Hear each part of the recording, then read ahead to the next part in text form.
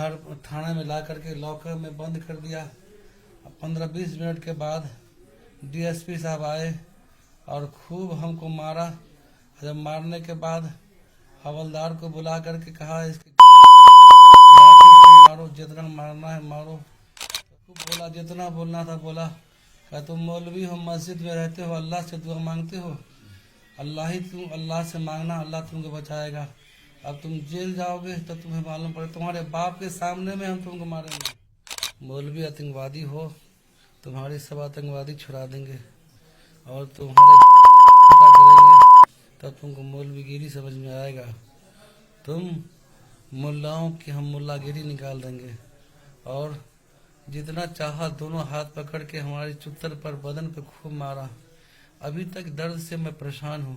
नहीं माना, पानी मांगे तो कहा पानी इस कमीने को नहीं मिलनी चाहिए।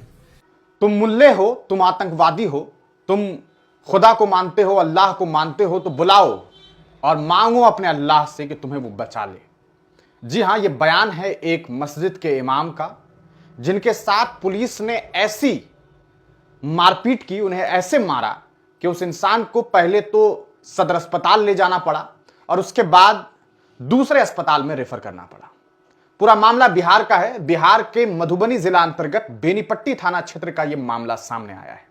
एक वीडियो फुटेज है जो हम आपको दिखाने वाले हैं, जिसमें इमाम साहब ने जो बातें कबूली है, जो बातें उन्होंने कही है, जो इल्जामात उन्होंने लगाए हैं, उसे सुन करके आपको भी बिहार पुलिस पर इतना गुस्सा आएगा, आप ये सोचने पर मजबूर हो जाएंगे कि क्या वाकईतन सुशासन की सरकार में इस तरीके की तस्वीरें सामने आ सकती है।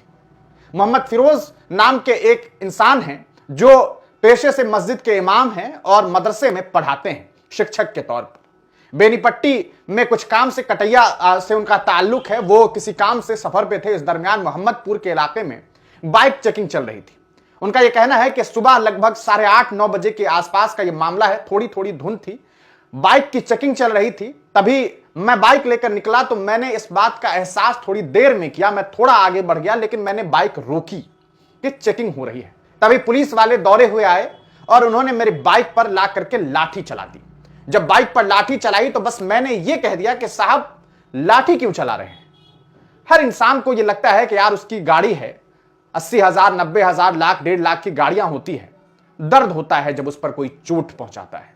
उस दर्द के एहसास में उन्होंने ये बात कही, लेकिन उन्हें क्या मालूम था कि अभी ये लाठी बाइक पर ही चली थी, वो लाठियां अब उन पर चलेगी और ऐसे चलेगी कि उनकी जो तस्वीरें सामने आई है, ऐसी विभत्स तस्वीर है जो हम आपको दिखा भी नहीं सकते हैं, क्योंकि वो कम्युनिटी गाइडलाइंस के खिलाफ माना जाएगा।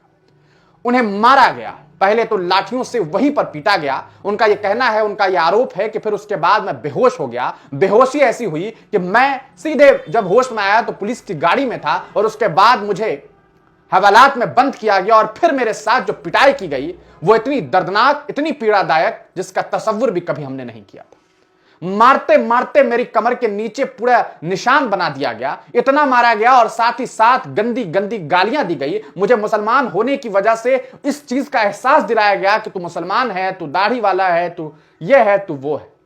ये मैं नहीं कह रहा हूं, ये आरोप है, ये इल्जाम है उस मस्जिद के इमाम का, जिनका नाम मोहम्मद फिरोज है। पहले आप इस वीडियो को देखिए। कल सुबह अपने ससुराल सुनई से कटैया की ओर आ रहा था, तब रास्ते में मोहम्मदपुर पुल पर गाड़ी चेकिंग हो रही थी। खूब धुनी लगा हुआ था, हम पहचाने नहीं, लेकिन गाड़ी रोकने के लिए कहा गया, रोके, लेकिन आगे थोड़ा सा बढ़ा दिए। उसी पर हमारी गाड़ी पर एक डंडा मारा पुलिस वाला, और फिर मारने के बाद जब हम बोले क्यों मारते हैं तो हमें भी खूब मारा, लाठी मारा और हम बेहोश हो गए। तब कुछ देर के बाद जब हमको होश आया तो हम देखे कि पुलिस की गाड़ी में हम बैठे हुए हैं। हम फिर कहे कि हमको एक कॉल बात करा दीजिए, अपने घर पे कह देते हैं। कहा कि माधर चौथ तुमको हम बात नहीं करने देंगे, तुमको तो थाने में उठुकाई करेंगे कि तुम्हारी नानी याद आ जाएगी। बहुत गाली बोला, जितना गाली नहीं बोलना था सब बोला। फिर हमको घर थाने में ला करके लॉकर में बंद कर दिया।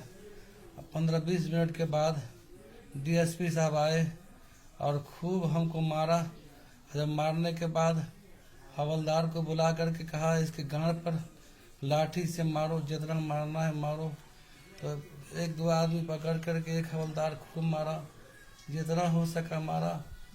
हम पैर पकड़ने की कोशिश किए तो और मारने की हर लगा, खूब मारा, गाली खूब बोला, जितना बोलना था बोला। क्या तुम मौलवी हो, मस्जिद में रहते हो, अल्लाह से दुआ मांगते हो, अल्लाह से मांगना, अल्लाह तुमको बचाएगा। अब तुम जेल जाओगे तो तुम्हें मालूम पड़े, तुम्हारे बाप के सामने में हम तुमको मारेंगे, तुम्हारे दादा के सामने तुमको मारेंगे, तुम्हारे माँ को बुला के सामने, तुम्हारे माँ के सामने मारेंगे। हम रिक्वेस्ट करते रह गए लेकिन कोई हमको पानी देने को तैयार नहीं हुआ। एक हवलदार कहता था कि तुम पुलिस को पहचानते हो, पुलिस का मतलब क्या होता है, ग्रैंड फादर। और मौलवी दाढ़ी पकड़ पकड़ के हमको थप्पड़ पर, गाल पर और लाठी से जैसे हुआ वैसे, मुक्का से जैसे मन हुआ, दोनों मिलके हमको खूब मारा। हम रिक्वेस्ट करते रह गए लेकिन नहीं माना। पानी मांगे तो कहा कि पानी इस कमीने को नहीं मिलनी चाहिए। हम छिपा करके नंबर किसी के मार्फत, हम बहुत देर के बाद किसी मुसाफिर को पानी लाने आया, उसको हम लिख के नंबर भेजे कि हमारे इस नंबर पे फ़ोन कर दीजिए ताकि हमारी जान बच जाए। और खूब गाली बोला, और गाली बोलने के बाद कहा मौलवी आतंकवादी हो, तुम्हारे सब आतंकवादी छुड़ा देंगे और तुम्हारे गांव में जब डंडा करेंगे तब तुमको मौलवीगिरी समझ में आएगा। तुम मुल्लाओं की हम मुल्लागिरी निकाल देंगे। और जितना चाहा दोनों हाथ पकड़ के हमारी चुत्तर पर, बदन पे खूब मारा। अभी तक दर्द से मैं परेशान हूँ। हम किसको कहेंगे अपने दर्द दास्तान, हम किसको कहें। हमको कल से बेचैनी आ गई है, हमारे आंख से इतना मारा कि हमको रोना नहीं जा रहा था। तो कहता था भोसड़ी वाले तुम्हारे आंख से तुम रोआ नहीं जा रहा है, तुमको ऐसा रोने लग छोड़ेंगे नहीं। कल से न मुझे खाया जा रहा है, न पिया जा रहा है, न नींद आ रही है। जिंदगी में कभी मैं मार नहीं खाया, लेकिन मैं रिक्वेस्ट किया सर मुझे छोड़ दीजिए। मैं बहुत रिक्वेस्ट किया लेकिन डीएसपी और उस चौकीदार ने या जो रंजीत ने मुझे हरगिज नहीं छोड़ा। जब जब आता था एक फैट एक मुक्का मार के दोनों जाते थे। देखा आपने इस वीडियो को। आपको बताते चले ये पूरा मामला बुधवार का बताया जा रहा है। बुधवार की सुबह सवेरे लगभग 8:30-9 बजे के आसपास गाड़ी चेकिंग के दरमियान ये सब कुछ तमाशा हुआ और उसके बाद उन्हें जो है ले जाया गया थाने में और वहां उनके साथ इस तरह बेरहमी से पिटाई की गई। परिजनों ने बताया कि इनके इलाज के लिए इन्हें पहले तो पीआर बॉन्ड के जरिए इन्हें छोड़ा गया, बाद में इन्हें पहले इलाज के लिए जो है वो लेकर के मधुबनी सदर अस्पताल पहुंचे ये लोग। उसके बाद यहां भी उनकी हालत जब ठीक नहीं हुई तो उन्हें दरभंगा रेफर कर दिया गया।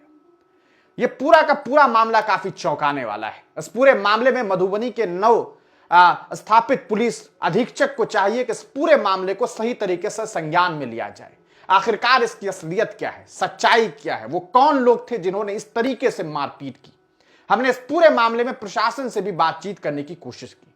हमने इस पूरे प्रकरण में प्रशिक्षु डीएसपी को जब फोन किया तो उन्होंने जो जवाब दिया है वो भी आपको सुनना चाहिए।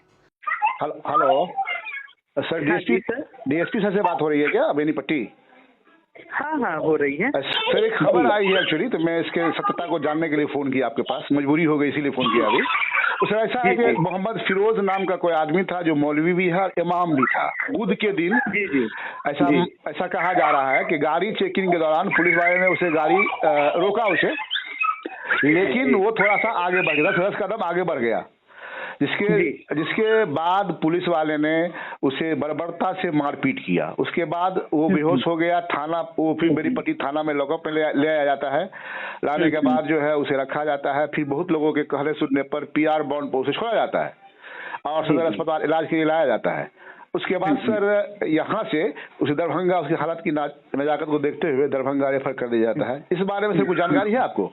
आप डीएसपी नहीं हैं। सर, इसमें एक्चुअली सर ऐसा है कि जो उनके साथ हैं यहाँ बेनीपट्टी के वो ब्लॉक लेवल के लीडर भी हैं, जेडीयू या आरजेडी के लीडर है, उनसे भी मेरी बात हो रही है लगातार। जी सर। ठीक है, कल भी मेरी बात हुई थी उनसे। मॉर्निंग में एस ड्राइव चल रहा था तो उसी में वाहन चेकिंग चल रही थी, तो जिसके कारण क्या हुआ है कि उनको रोका गया, तो शायद वो रुके नहीं और वो आगे बढ़े, जिसके कारण थोड़ा गिर गए हैं वो। मारपीट वाला सर है, क्योंकि यहाँ तो प्रोबेशनर डीएसपी थाना खुद चला रहे हैं, तो ऐसा कुछ नहीं है सर। वीडियो जो है हमारे पास, उस वीडियोज के मुताबिक आपको शायद नहीं देखा होगा, ये साबित हो रही है कि बहुत ही बेरहमी से, ठीक है गलती हो गई उसकी, गलती मान लेते हैं, ये बहुत बेरहमी से मारा गया सर। आप भी अगर देखेंगे ना तो अजब सा लगेगा आपको। अच्छा, कहेंगे तो मैं वीडियो भेज दूंगा आपको सर, अगर कहे तो आदेश हो तो, ठीक है। बहुत बेरहमी से मारा गया है सर, यही जानने के लिए फोन किया था। किसने किया, किसने मारा, ये तो आपको, आप डीएसपी हैं और काफी तेज तर्रार भी है, अभी आप जानकारी हो गई होगी आपको, कुछ कार्रवाई कुछ कर रहे हैं कि नहीं कर रहे हैं। अभी वो कहाँ पे हैं सर? दरभंगा रेफर कर दिया गया है सदर अस्पताल से। अच्छा। हालत बहुत नाजुक बताई जा रही है, भगवान करे वो सही हो जाए। नहीं सर, बहुत नहीं, बहुत नाजुक सर। मेरी जो बात हो रही है उनसे, उनके साथ जो गए हैं उनसे मेरी बात हुई है।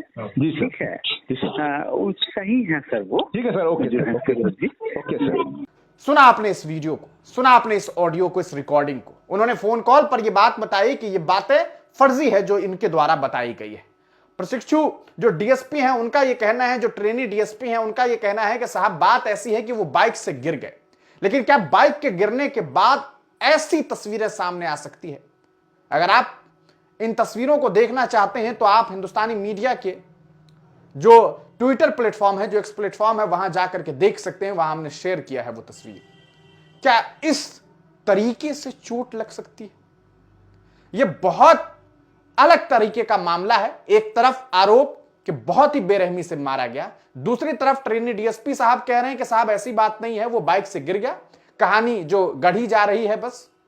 लेकिन सच्चाई क्या है, हकीकत क्या है? क्योंकि इल्जाम बहुत बड़े बड़े हैं कि भाई दाढ़ी पकड़ करके मारा गया, यह कहा गया कि तुम अल्लाह को मानते हो, अल्लाह की इबादत करते हो, तो अब उन्हीं से मांगो कि तुम्हारी यहां से रिहाई हो सके, तुम्हें मारा ना जाए, पीटा ना जाए। दाढ़ी पकड़ करके मारा गया, गालियां दी गई, आतंकवादी कहा गया। ये कम बड़े इल्जामात नहीं हैं। ये किसी इंसान के लिए, अगर किसी इंसान के ऊपर वाकईतन ऐसे इल्जामात लगाए जाएं तो वो किस तरीके से उसके ऊपर धक्का लगेगा, यह आप बखूबी समझ सकते हैं। इस पूरे मामले में हमारी आपसे अपील है कि आप इस वीडियो को जरूर शेयर करिए, और मधुबनी जिला प्रशासन से हमारी अपील है, बिहार पुलिस प्रशासन से हमारी अपील है कि इस पूरे मामले में सही तरीके से इन्वेस्टिगेशन किया जाए, जांच किया जाए, पड़ताल की जाए, ताकि हकीकत सामने आ सके। और अगर वाकईतन इस पूरे मामले में इस व्यक्ति की बात सही है, सच है, तो उन दोषी पुलिस वालों पर सख्त से सख्त कार्रवाई की जाए, ताकि आइंदा ऐसी कोई घटना सामने